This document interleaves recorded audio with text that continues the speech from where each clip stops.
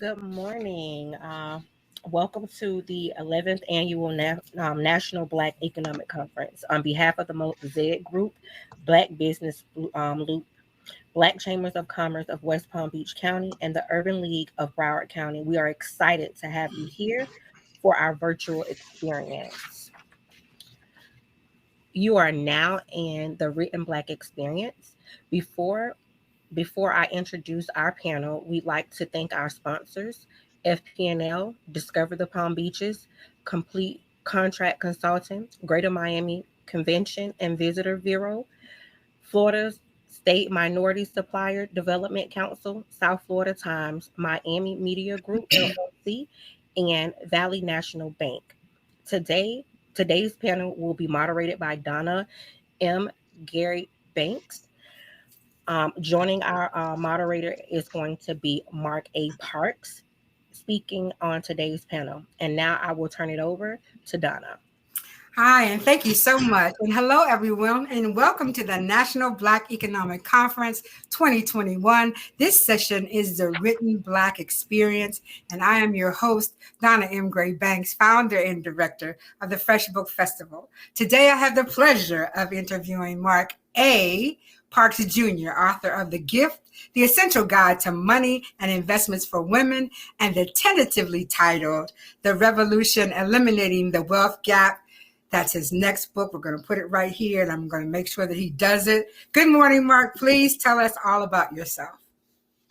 Good morning, Donna. It's great to be back at the conference. Yes, it is. Yes, it is. I am super excited to have this opportunity. I am a CPA, Certified Public Accountant by profession, and I've served as the CFO for very large organizations, which in and of itself is pretty significant. But lately, I have been focusing on writing books about finance and investments and speaking on that very topic to get it out there to those in need of that information. And we are so happy that you take the time to give it to people like me who have a very hard time just, balancing a checkbook, let alone anything else. So thank you and for women, because we have so much going on that sometimes we don't really pay attention to the investments in our lives and the investments that we should be thinking about for the future. So thank you so much for that. So tell us about your book. You can talk about The Gift if you want to. It's called The Gift. It's available on Amazon, Barnes and Nobles, and on your website. Tell us all about that one, and then give us a little snippet about the tentative, the revolution, eliminating the wealth gap. Okay, so The Gift is not your grandmother's investment book. What I did is went out and talked to literally hundreds of women, and I did research with probably 1,000 more through automation. And what I found is that women were not necessarily interested in reading textbook type investment books. Now, every time I say that, invariably, there's a woman in the room who says, well, yes, I am. I'm that person who wants that textbook or that book. But the Gift is written in a series of stories about real life women. And it's broken down into single, married, divorced, widowed, and what I call head of household, which is a single mother, basically. Right. And there's tax and titling reasons for that breakdown. But in every story at the end, there's recommendations on how that person could have done their money differently and had better outcomes. Now, there's some women who did everything right, but there's some who did a lot of things wrong, and those are addressed, and hopefully each person who reads the book can identify themselves in one of those people.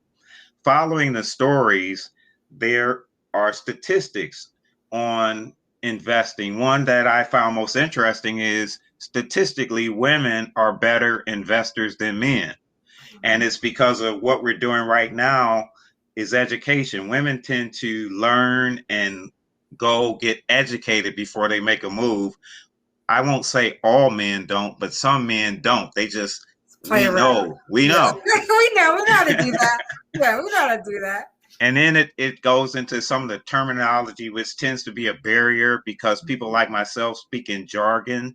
So that stuff is explained. And then it talks about every investment, all the way from annuities to zero coupon bonds. Everything is covered. So you have a basic understanding when you talk to an advisor or you're investing at your 401k, you know what you're dealing with. And then it talks about evaluating your investments. And I used a third party, FINRA and the SEC verbatim to do that chapter. So it was non-biased. And then it ends up with a step-by-step approach to what you need to do to become financially independent. And if you follow that, you will be on the way to wealth. You know what, Mark, when I read the book, then I thought about, it'd be nice to have a workbook. I know you don't need nothing else to do, right? But it would have been nice to have a workbook to go back and kind of, I don't know, look it all over. So think about that. So that's a great idea. And what I am in the process of rolling out is an online process and YouTube videos to go through all of this stuff, and also access to myself or my company for people who have questions. I think that's a great idea. Yeah, that's a great, for people like me, that's a great idea.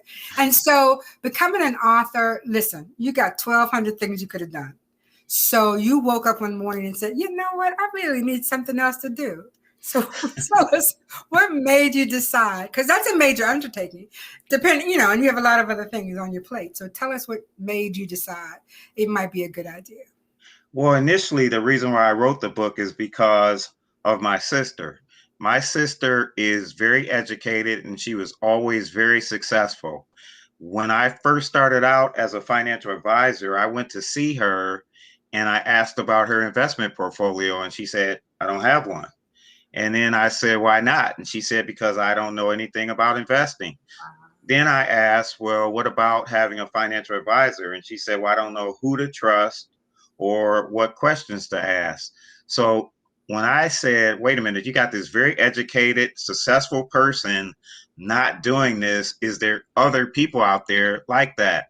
And I started to survey and talk to different women, and there are, because a lot of people do what they do. My sister's an educator. That's her thing. Investing is not. So once I found that out, that's what drove me to write the book. It was to help that specific demographic. Initially, I didn't really think of myself as an author. I thought of myself as just writing a book to help people overcome that challenge.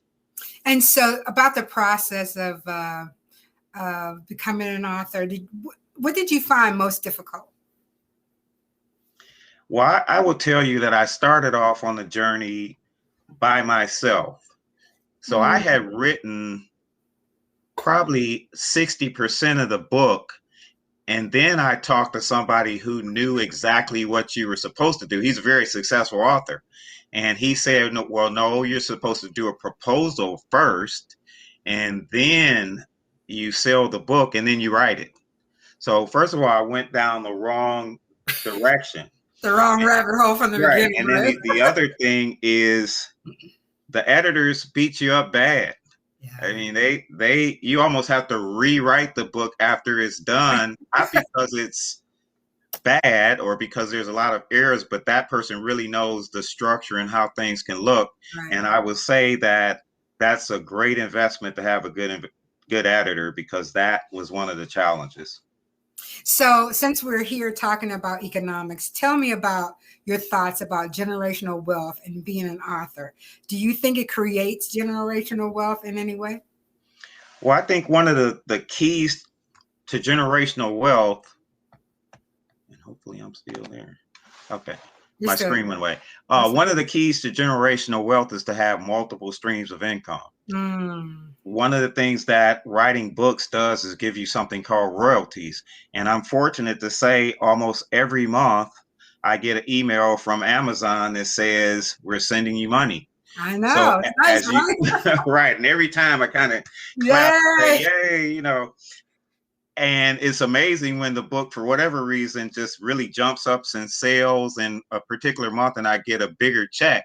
So as you get more and more of those out there, then obviously you have those royalties, which you can pass down to your descendants.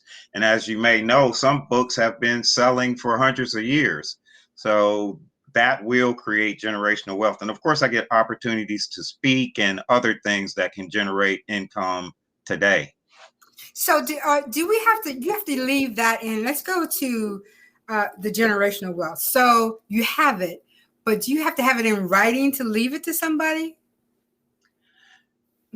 That's a very interesting question. There are so many ways to transfer wealth. Okay. And as we talked earlier, I'm working on my second book, Yes. which is called tentatively The Revolution. I'm close to being finished, but The Revolution is a spin-off of Gil Scott-Heron's record, The Revolution Will Not Be Televised.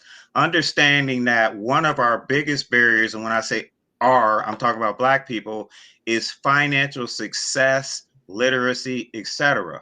So this book is all about, one, dispelling some of the misinformation and miseducation that we've been given, and also defining how we overcome some of these things. So when you talk about passing that wealth on, there's a number of ways. One is trust, and which a lot of people may not know about.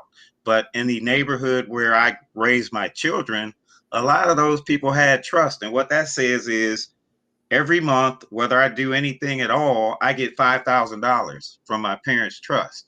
Right. So, I mean, you could pass it down in a will, you could title it to transfer it to your children, but there's a number of different ways to transfer that wealth. But the first thing you must do, and what I've tried to do with my children, is educate them on what to do with it when they get it. And hopefully they will build their own wealth. And when yours is passed down, they'll know what to do with that as well and keep it going. Well, that's the point. We don't want people to think that it automatically happens. It doesn't automatically happen. You really have to put something in the forefront and the back front for that to happen. Exactly. So they really need to keep that on their mind. So any tips for aspiring authors? I mean, I know you went through a couple of rabbit holes, but maybe there's something you can help them. Well, I think one is read. Since I become an author, I read probably 10 times more than I did before, because that's where I get a lot of my ideas and thoughts. And the other thing is keep writing. I would make sure that I wrote something. For a while, I would write every day at a minimum of a half hour just to get some words out there.